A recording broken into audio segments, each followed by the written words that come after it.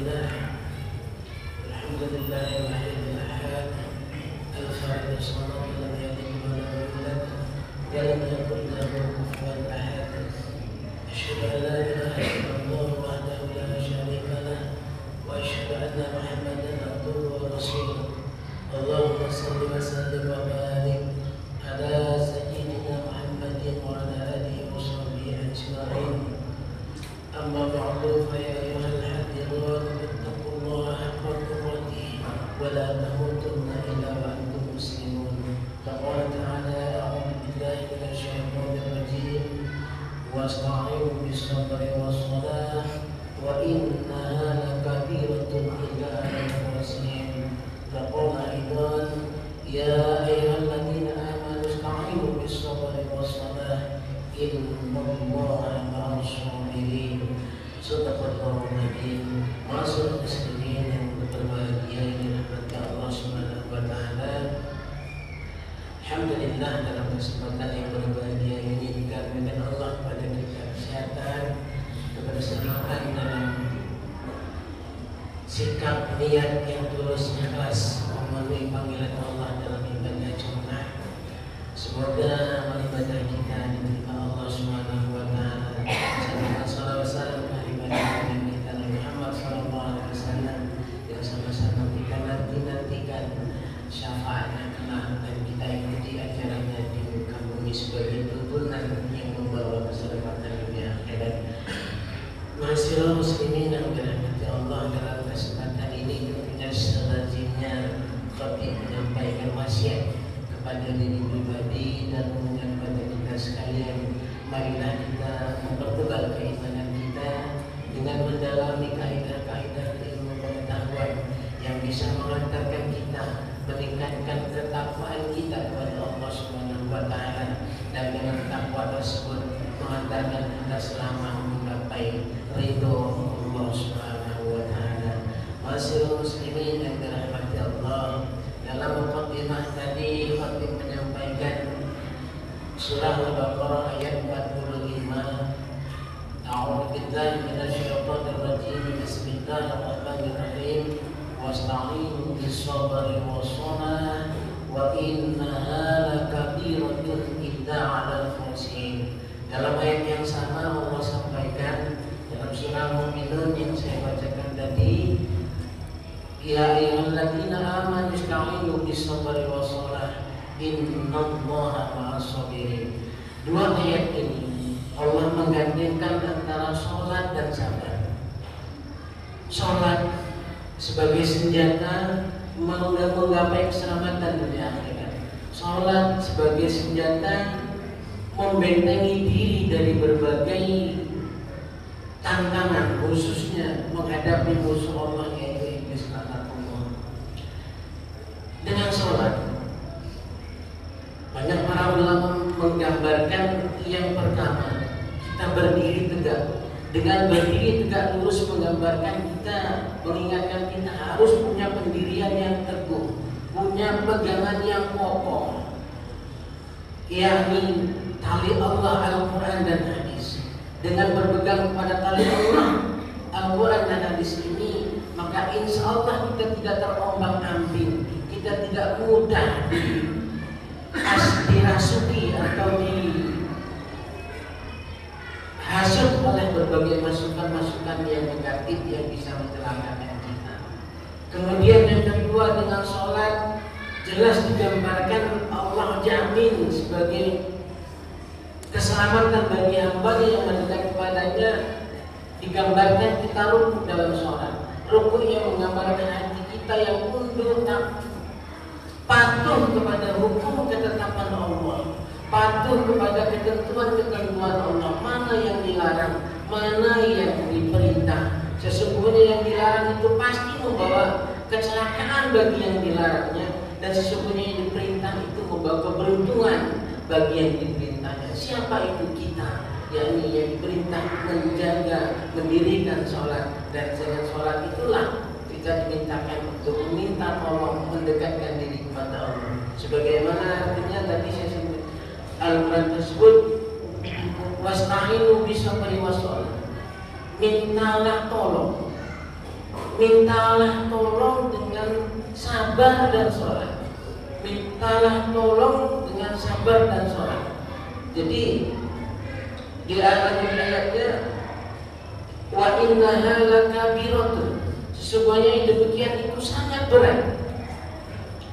Illa alal khosyin, kecuali bagi orang-orang yang khusyuk, kecuali orang-orang yang senantiasa mengharapkan, menghendaki keridhaan Allah, menghendaki pertolongan Allah. Berat, sholat ini berat, namun inilah yang menyelamatkan kita. Sementara dalam ayat berikutnya Allah sampaikan, minta tolonglah wahai orang-orang yang beriman. Ya ayyuhalladzina amanu ista'inu, wahai orang-orang yang beriman, mintalah tolong. Bisabri wassalah, dengan sabar dan sholat. Innallaha ma'as sabirin, jaminan Allah, sesungguhnya Allah bersama orang-orang yang sabar. Nah, kemudian kita lanjutkan gambaran sholat dalam gerakan kita sujud yang meratakan antara kening dengan telapak kaki kita, sama dasar, sama rendah, sama hina. Jadi kita sebagai hamba Allah yang diciptakan Allah di muka bumi, menggemban amanah, wa ma khalaqtul jinna wal insa illa liya'budun, tidak aku ciptakan jin dan manusia kecuali untuk beribadah kepadaku. Kita menyadari diri kita sehina-hinanya, tidak ada apa-apanya kita kecuali pertolongan Allah, tidak ada apa-apanya kita tanpa izin Allah, dan tidak bisa kita selamat tanpa pertolongan Allah. Maka Allah mengingatkan, mintalah dengan sabar dan sholat. Maka dalam sholat kita dituntut taqarrub dalam sujud, merendahkan diri serendah-rendahnya, memohon pertolongan dan keridhaan Allah. Kemudian yang keempat digambarkan sholat kita duduk tahiyat akhir atau duduk tahiyat, menggambarkan kita orang yang istiqomah dalam ibadah, terus menerus, tidak bosan, tidak malas, tidak bimbang. Karena masyarakat muslimin, siapa orang yang celaka, yang tidak sampai kepada Allah? Yang pertama, orang yang malam. Orang yang malam ini orang yang bosan.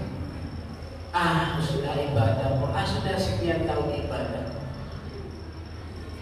Iblis laknatullah 1000 tahun ibadah kepada Allah, gara-gara ingkar kepada Allah, dilaknat oleh Allah, keluar muka bumi.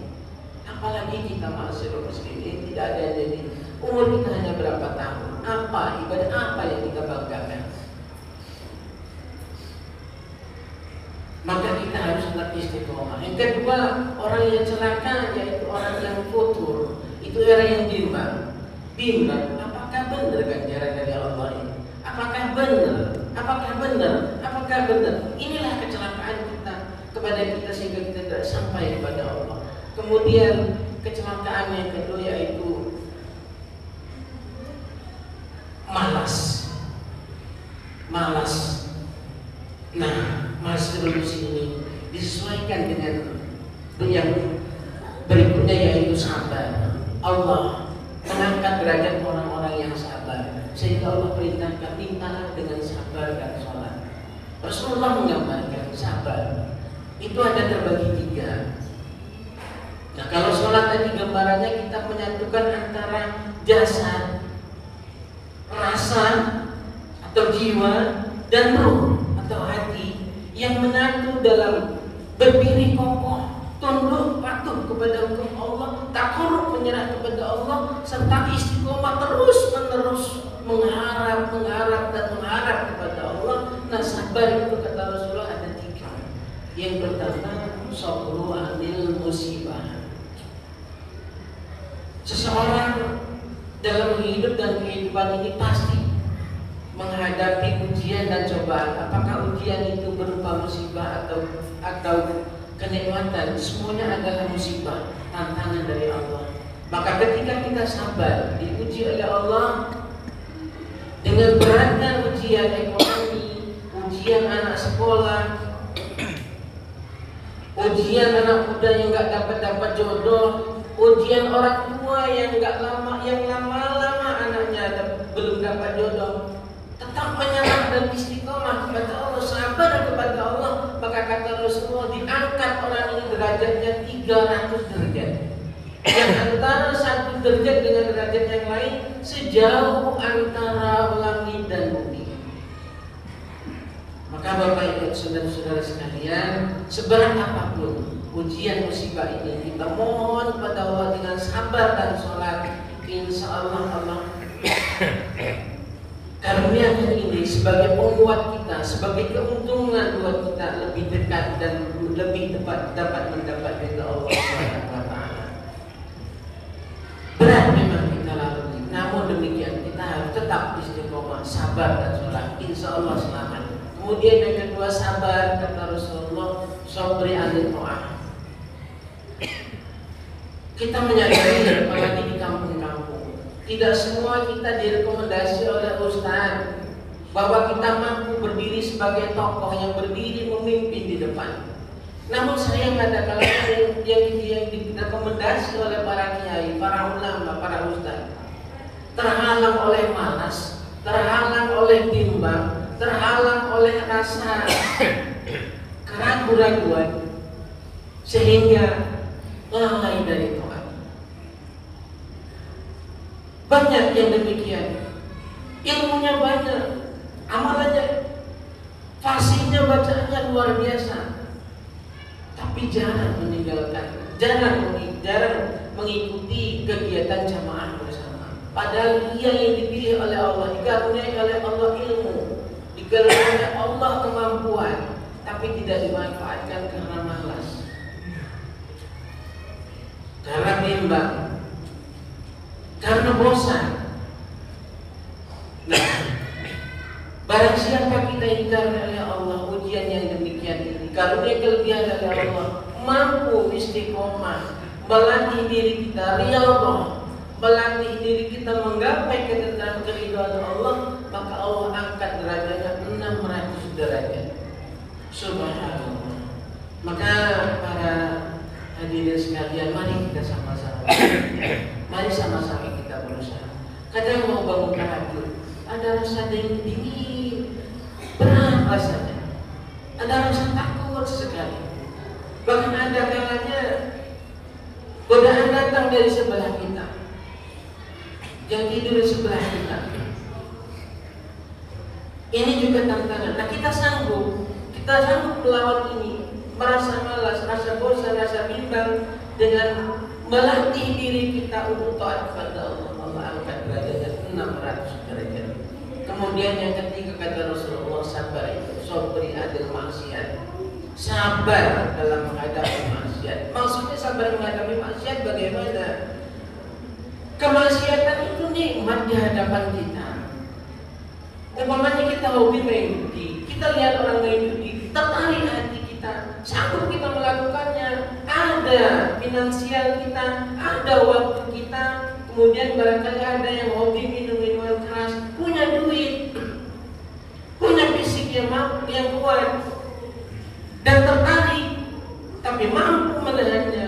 Hobi jadi mampu menahannya. Ada kalanya kita yang diberi karunia oleh Allah yang dikaruniai nafsu yang tingkat 3. Nafsu ini juga terbagi-bagi kepada saudara sekalian.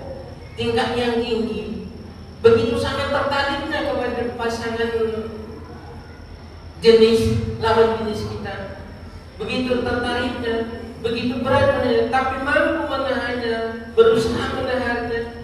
Atau mungkin sesekali kita melihat ada janjangan buatan dan segar di hadapan kita, sudah jelas tidak ada yang tahu, bahkan mungkin tidak ada yang ngelesin istilahnya. Namun kita sanggup untuk mengambil, tidak mengambilnya, menahan diri dari kemaksiatan tersebut, maka Allah angkat derajat kita 900 derajat. Subhanallah. Mudah-mudahan Allah karuniakan kemampuan kepada kita untuk menjaga diri kita untuk senantiasa meminta berlindung kepada Allah dengan sabar dan sholat, hingga kita dapat menggapai bahagia dunia akhirat. Amin ya rabbal alamin. Barakallahu li wa lakum fil Qur'anil azim wa nafa'ani wa iyyakum bima fihi minal ayati wa dzikril hakim. Aqulu qawli hadza wa astaghfirullahal azim li wa lakum wa li sa'iril muslimin wal muslimat wal mu'minin wal mu'minat fastaghfiruhu